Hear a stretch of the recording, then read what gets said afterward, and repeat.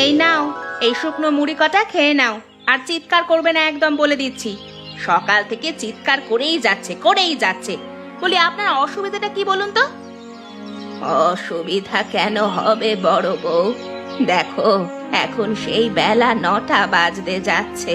সকালের খাবার খাওয়া সবার হয়ে গেছে। আমারও তো খিদে পায় বলো, তাই তো ডাকছি। কেন মা, আপনার তো হাত পা আছে, গিয়ে খেয়ে নিতে পারছেন না? এমন হাঁকডাক করে চলেছেন, সকালে একটু শান্তিতে কোনো কাজ করব সেই উপায় নেই। মনে হচ্ছে যেন ঘরে ডাকাত পড়েছে। কি করে তোমাদের রান্নাঘরে ঢুকি বলো তো? তো বলবে আমি তোমাদের এদিক সেদিক জিনিসপত্রে হাত দিয়েছি। রান্নাঘর কি আর এখন আমার আছে? এমনকি আমাকে তো উনুনের তাপটুকুও পোহাতে দাও না। আমারই হাতে গড়া উনুন 3জন মিলে কবজা করে রেখেছো। থাক, আর নাকি কান্না কেঁদে লাভ নেই। আমি বেশ ভালোই জানি তোমার সব শয়তানি। আমি আবার কি শয়তানি করলাম বলো তো? তোমাদের হাতেই তো সব সংসার ছেড়ে দিয়েছি। ছেলেরাও সব বাইরে বাইরে। এখন আর আমার কি কোনো জোর আছে? ছেঁড়া কাঁথা গায়ে দিয়ে শেষ বয়সে তোমাদের লাঠি ঝাঁটা খেতে খেতে আমার দিন কাটবে। আপনার অনেক ভাগ্য ভালো যে এটুকুও পেয়েছেন। অন্য ঘরে গিয়ে দেখুন না, যে অবস্থায় শাশুড়িদের রাখে না, তার থেকে অনেক ভালো রেখেছি আমরা। আর কথা না বাড়িয়ে মুড়ি কটা খেয়ে নিন।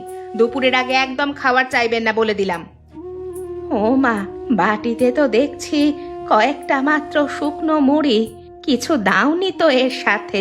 বড্ড কষ্ট হয় শুকনো মুড়ি চেবাতে। তো কি মন্ডা মিঠাই আনবো নাকি সকাল সকাল? ওই খেতে হলে খান, না হলে খাওয়ার কোনো দরকার নেই। মন্ডা মিঠাই চাই না, নতুন নলেন গুড়ের গন্ধ পাচ্ছি সকাল থেকে।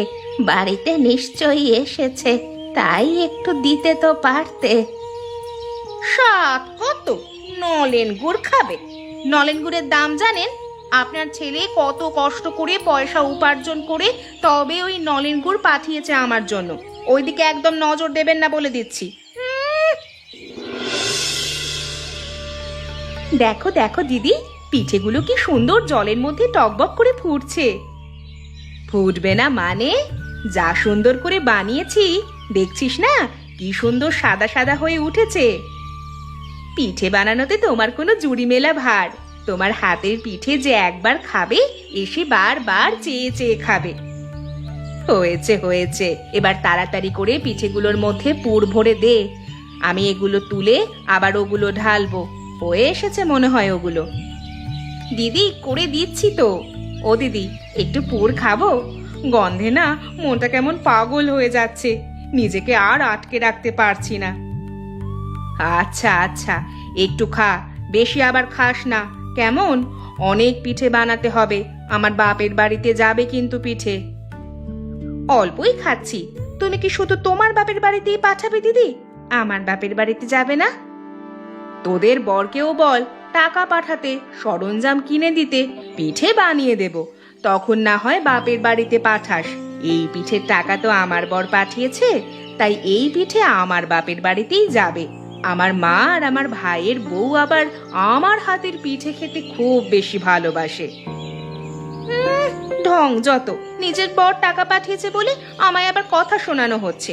সামনের মাসেই আমার ওনাকে বলবো টাকা পাঠাতে, তখন আমিও দেখিয়ে দেব পিঠে করা কাকে বলে। বিড়বিড় করে কি বলছিস? তাড়াতাড়ি হাত চালা। বললি যে তুই হাতে হাতে কাজ করে দিবি, তার বদলে তোকে পিঠে খাওয়াতে হবে। তাই তো তোকে বললাম কাজ করতে। করে দিচ্ছি, এই তো হয়ে গেছে। সবগুলোতে পুর ভরা, আর তুমি ওগুলো নামিয়ে ফেলো। তারপরে এগুলো আবার জলে দিয়ে দেবে। শোন না, এটা হয়ে গেলে ওই পাশে দেখ নারকেল আছে, ভালোভাবে কুড়িয়ে দে। কয়েকটা সরু চাকলি বানাবো, আর ভাপা পিঠেও বানাবো, বুঝলি তো? আচ্ছা ঠিক আছে, করে দিচ্ছি। তুমি আগে এগুলো নাও। আমাকে কিন্তু সরু চাকলি আর ভাপা পিঠেও দিতে হবে দিদি। অনেক কাজ করে দিচ্ছি কিন্তু, অনেক খাটছি কিন্তু তোমার জন্য।